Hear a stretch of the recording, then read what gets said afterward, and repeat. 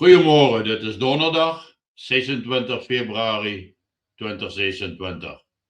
En oude gewoonte groet ek julle hier vanaf die walle van die Groot Rivier wat tans baie sterk vloei. En ons is ook baie dankbaar vir die goeie reën wat hier in die Kalahari en omgewing geval het. Daarvoor sê ons nooit nee nie en ja, met groot dankbaarheid het dit hierdie week heerlik gereën en oor die naweek. Maar my kanaal het sopas 42.000 intekenare gehaal en ek sê baie dankie vir almal se ondersteuning en die wat wel op die kanaal ingeteken het.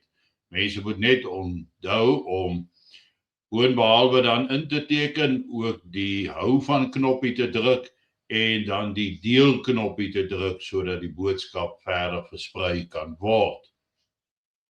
Ek herinner julle dan almal aan vanaand se bosberaad wat ek het saam met Dan Rood, skrywer, uitgewer en politieke kommentator, na aanleiding van wat hy gesê het vroeër in die week op X, dat Afrikaners are rats in 'n English laboratory. En dit gaan 'n baie interessante gesprek wees en ek glo dat julle dit almal sal geniet en iets waardevols daar sal uitput, saamneem. Dan wil ek vanoggend so 'n oomblik stil staan oor Suid-Afrika se waterkrisis, of moet ek sê krisisse, maar dit is nie meer net een krisis nie, is krisisse. Terwyl van die beste ingenieurs ter wêreld ons waterstelsels ontwikkel het en gebou het deur goeie Suid-Afrikaanse hande met kundigheid, oplossings gevind vir watertekorte. Kyk maar die tonnels van Afrikatsi dam, verdere dam wat daar is, en hoe die waterverspreidingsnetwerke dan opgebou en hoe dit effektief dit nog altyd gewerk het. Want in my jong dae kan ek nie onthou dat daar eintlik wateronderbrekings was nie, behalwe as hulle in jou onmiddellike omgewing iets moes doen, maar andersins was daar volop skoon, drinkveilige water. Dis nou nie meer so nie. En ons weet hoekom dit nie so is nie, en dit het alles begin waar kundigheid vervang is deur pelle, vriende, BEE-vennote en die wegdoen van blanke toesig in die meeste van die gevalle. Daai kundigheid wat die stelsel gebou het, is laat gaan en hulle is nie meer welkom in die stelsel nie. Maar nou is dit interessant dat Suid-Afrika se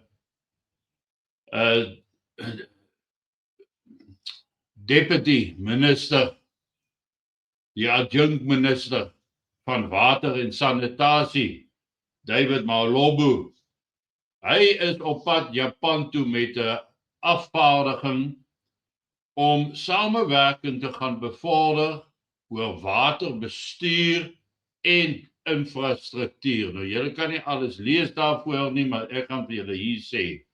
The visit aims to expand technical support from the Japan International Cooperation Agency and improve municipal capacity.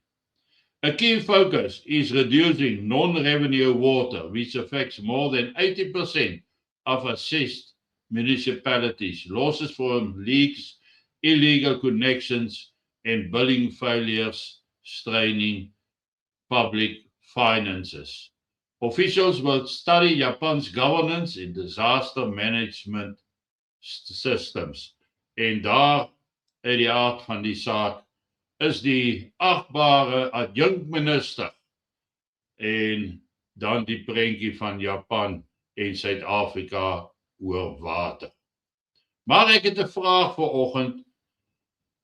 Gaan dit regtig oor die onvermoë of die feit dat daardie kundigheid nie in Suid-Afrika beskikbaar is nie? Want waar is die ingenieurs en die kenners wat vervang was, maar wat heeltemal in staat is om die stelsels baie vinnig weer aan lyn te bring, sou hulle aanvaar word om daardie werke te doen. Of het dit so ver verval dat dit onredbaar is? En ek wil amper sê hierdie onredbaarheid is 'n situasie waarbinne ons verkeer. Maar hoekom juis Japan? Hoekom gaan hulle na hierdie Japanse koöperasie toe vir samewerking en die ontwikkeling van waterbronne? En ek kon nie anders as om te wonder of dit werklik gaan oor die kundigheid of gaan dit oor finansiering? Wil hulle hierdie waterprobleem aan Japan verkoop in die hoop dat daar baie groot finansiële beleggings vanaf Japan gaan inkom om hierdie waterkwessies mee aan te spreek?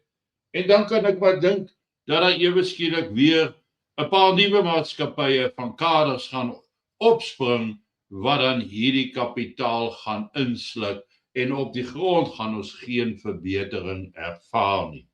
Want om die stelsels, die waterverskaffing te herstel gaan jare en jare vat om dit ten volle te hernie, om dit so uit te druk. En ek kan nie sien of dink dat Japan dit self gaan kom doen nie. So ek dink hierdie is 'n bedeltog onder die dekmantel van die waterprobleme in Suid-Afrika. Maar net tyd sal leer oor hoeveel geld Japan bereid gaan wees om te belê in die herstel van die Suid-Afrikaanse waterwerke reg deur die land.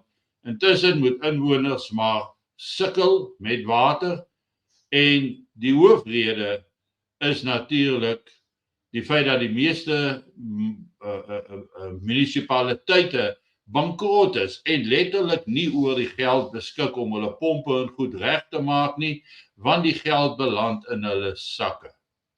Dat 'n dorp soos Appington hier op die walle van die Groot Rivier enigstens waterprobleme moet ervaar, is vir my 'n onnatuurlike en onrealistiese situasie. Maar ons weet, ons ken die stories van hoe dit gebruik word vir partypolitiek en dat niemand anders hulp mag gee as hy in 'n ander party is behalwe die regerende party nie, en dit lei tot verdere vernietiging en 'n mekaarstorting.